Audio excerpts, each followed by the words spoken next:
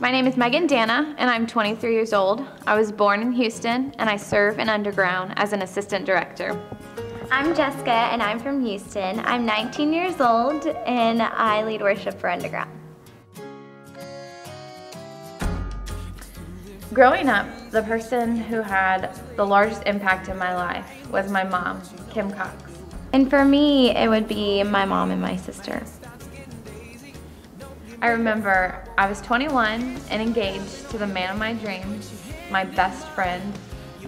I loved my job as a girls ministry intern. I was in the midst of planning a summer full of girls events and also planning a wedding that next winter. I will never forget May 4th, 2008. I spent the day with my family and my fiance looking at a wedding venue that I planned on getting married in. I remember walking down the aisle through the double doors, pretending to dance at my wedding reception. We were in this bubble of wedding excitement and fun. I mean, it was a great time. And as the day proceeded, I went to an Astros game with two of my students at the time and some coworkers. And it just wasn't a normal Astros game, because that night I was on the kiss cam. Pretty much, it was a perfect and memorable day. After dropping off the two students and saying goodbye to Frank, I headed home. I drove down the same road that I drove down every day to get home. It was a dark, two-way road. I was about 2 minutes away from the house, so I called Frank, my fiance, to let him know that I was almost home safely and to say my goodnights. And as I'm driving down the road, a car is coming my direction and it is swerving. So just out of precaution, I began to slow down and get as far to the right lane as I could without driving off the road. Within a split second, something had come through my windshield and hit me. I pull over, I stop the car, I honk my horn and scream for help, hoping that someone in some nearby home would help me. I find the phone with my fiance still on the other end and just cry for help, telling him, I think I'm blind, help me, call the ambulance. Within an instant, people were there to help me. I was sat on the grass where I could hear my mother, who had been there just in a second, what it felt like. And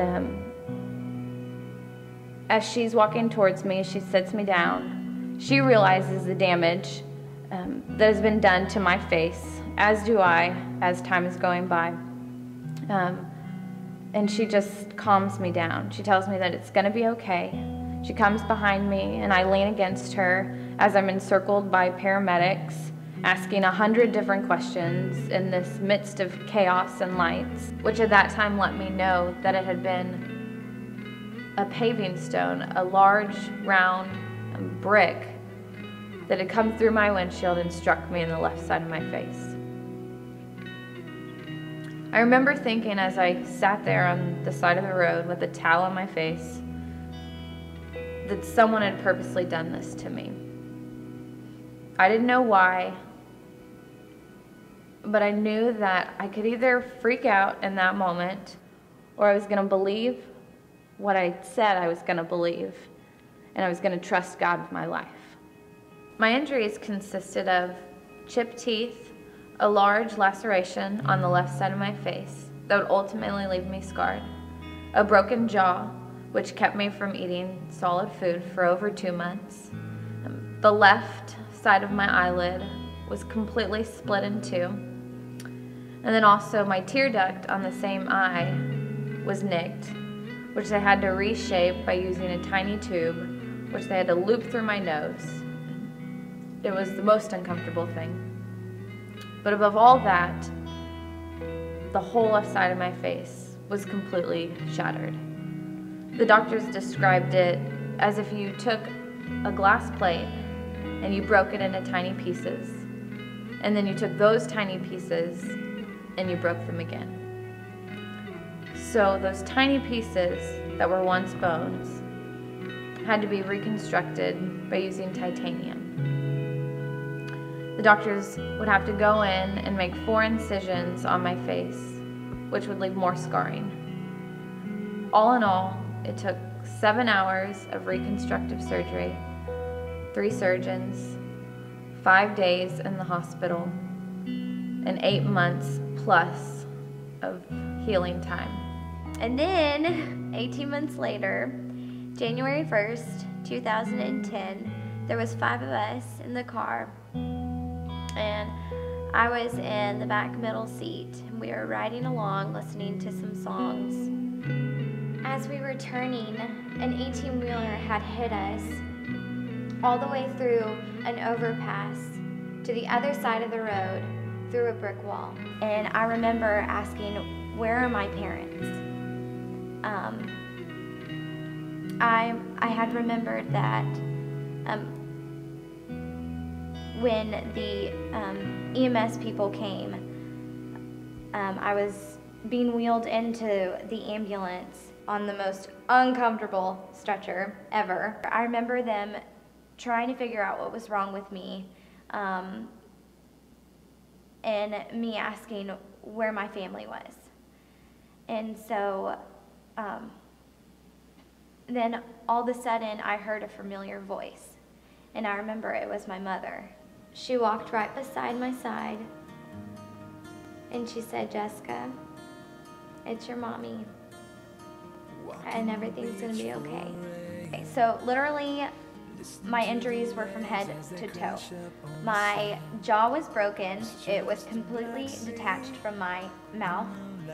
I had a split upper jaw, was split, not jaw, my lip was split open. I had a ruptured bladder, which meant I was bleeding internally and that they had to cut me open and go and figure out what was going on. And I had a broken arm and 5 pelvic breaks, which meant I could not walk. I had to think like a paralyzed person. I was in a wheelchair for 3.5 months. All I could think about was that someone had purposely done this to me.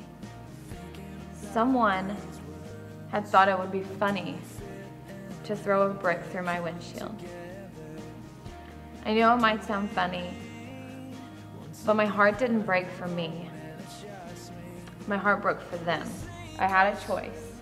I could either allow it to be all about me and my pain, or I could use this situation to show Christ's love. But 5 months later,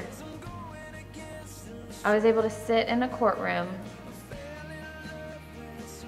and tell that 18-year-old boy that I forgave them.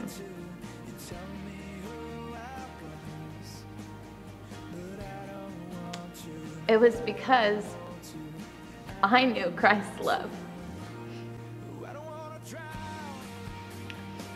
that I was able to say that.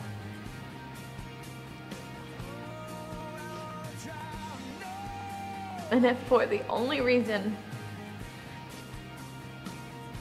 for the accident to happen, that was worth it, to be able to share Christ's love with him.